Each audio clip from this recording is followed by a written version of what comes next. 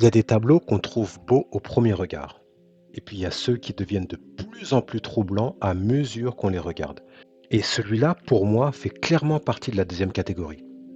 Parce qu'au début, on peut voir l'élégance, la tenue, la présence, presque une forme de distinction.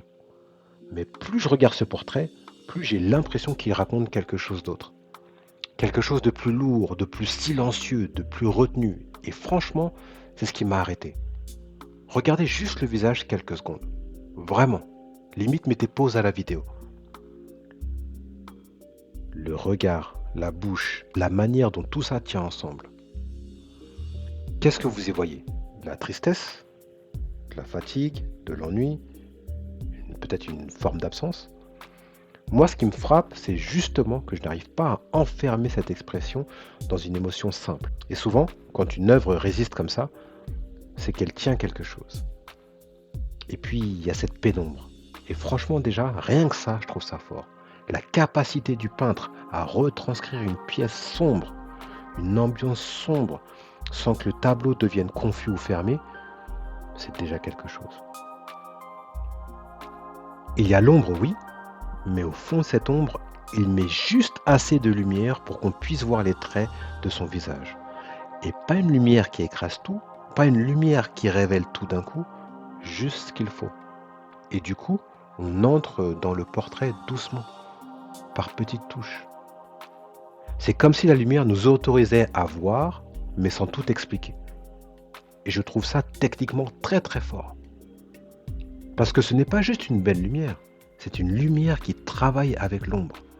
Et au milieu de tout ça, il y a ce bleu, la tenue, la présence du vêtement, la manière dont tout reste noble visuellement, tout en laissant passer quelque chose de beaucoup plus troublant. Et c'est là que pour moi, le tableau devient très très intéressant. Parce que tout ce qu'elle porte semble dire une chose, alors que son visage, lui, en raconte peut-être une autre. Bon, bienvenue sur Culture à l'aise, une voie pour voir l'art autrement. Et aujourd'hui justement, on va prendre le temps de regarder cette œuvre sans se précipiter. L'objectif, ce n'est pas de réciter une fiche ou de faire semblant d'avoir tout compris, mais c'est juste de vous partager ce qu'elle dégage vraiment pour moi. Parce que ce qui me captive ici, c'est cette tension entre l'apparence et l'intérieur, entre le statut visible et l'émotion invisible, entre ce qu'on affiche et ce qu'on endure peut-être. Allez, petite minute de philosophie de comptoir. Ce que ce tableau me raconte aussi, c'est une idée très simple. Ce qu'on porte sur soi ne dit pas toujours ce qu'on porte en soi. On peut avoir l'élégance, le rang, les signes extérieurs, tout ce qui de loin raconte une forme de confort, de distinction et même peut-être de réussite. Mais rien de tout ça ne garantit la paix intérieure. Rien de tout ça ne garantit le bonheur. Et rien de tout ça ne dit vraiment ce qui se passe dans la tête. Et c'est peut-être pour ça que ce portrait me parle autant. Parce qu'il me pousse à me demander, qu'est-ce qu'elle porte réellement derrière ce qu'elle montre? Une déception, une pression, un deuil, un amour perdu, le poids d'un rôle à tenir? J'en sais rien. Et peut-être que le message de Ben Nwanwu est ailleurs. Mais pour moi, c'est ce que ça m'inspire.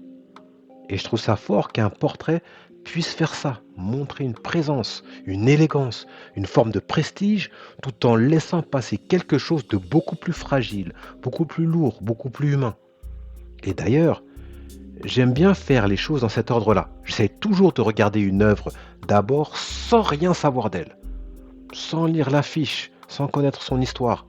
Juste regarder, voir ce que ça me fait, voir ce que ça me raconte. Et ensuite, et seulement ensuite, aller chercher le contexte. Parce que c'est là que ça devient intéressant. Soit je découvre que j'étais complètement à côté de la plaque, soit je vois que certaines intuitions tenaient déjà. Et parfois, le contexte ne remplace pas le ressenti de départ, il le rend plus fort. Ici, par exemple, avant même de savoir qui elle était, je sentais quelque chose dans la tenue, dans la posture, dans la présence, quelque chose qui évoquait le rang, la distinction, presque une forme de noblesse. Et quand je découvre ensuite qu'il s'agit bien d'une princesse, je me dis, bon, là-dessus, j'étais pas complètement à côté de la plaque. Donc le portrait représente celui d'Ade Tutu Ademiliyi, désolé si je prononce mal le nom, c'est une princesse d'Ifé. Et Tutu est précisément devenue l'image la plus célèbre associée au peintre. Mais ce qui devient encore plus fort, c'est de se dire que malgré le rang de princesse, malgré cette position, malgré tout ce que ce portrait peut porter de prestige, ce qui ressort chez moi, ce n'est pas d'abord la satisfaction, le bonheur, ou même une image lisse de pouvoir. Non, c'est une émotion plus trouble, plus lourde, plus intérieure. Parce que dans beaucoup de portraits de figures de rang, on a tendance à s'attendre à une image qui rassure, une image qui affirme une forme de maîtrise ou d'évidence. Ici, moi je ressens pas ça. J'ai plutôt l'impression que N1Wu ne se contente pas de peindre un statut. Il peint une présence humaine, avec sa dignité, oui, mais aussi avec sa part d'ombre. Et je trouve que ça dit quelque chose d'assez beau sur le peintre.